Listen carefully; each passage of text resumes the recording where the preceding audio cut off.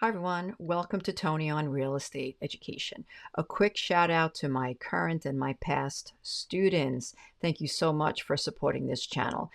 And to anyone that's new visiting this channel that just wants to learn a little bit about real estate, I'm a New York State certified real estate teacher.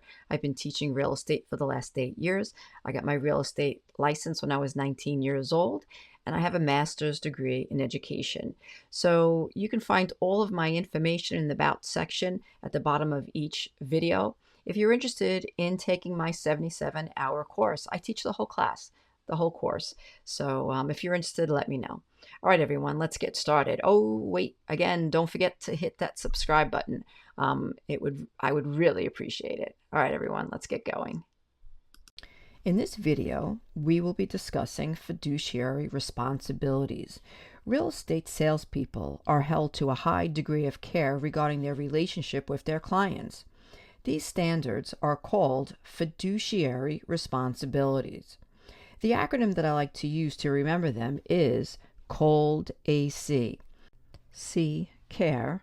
O, obedience. L, loyalty. D, disclosure. A, accounting or accountability. C, confidentiality. Let's go over a little bit about each of them. 1, care. The principal or client trusts the salesperson to help guide them through the real estate process. Therefore, it is the salesperson's responsibility to be knowledgeable and up to date on the laws, rules, and regulations. 2, obedience. A salesperson should obey the owner. But of course, this is within reason, right? Absolutely within the law. Loyalty. Never should a salesperson be thinking about themselves, advancing themselves above the principal or the client. 4, disclosure.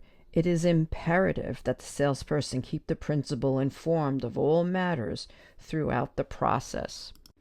5, accounting. A salesperson is responsible for obtaining and maintaining all paperwork and monies required in all transactions.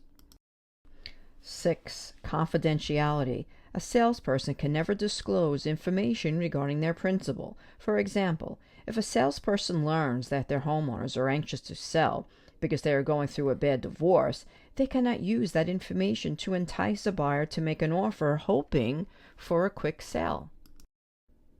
Breaching fiduciary responsibilities may lead to a salesperson's 1, loss of commission, or 2, compensation of damages.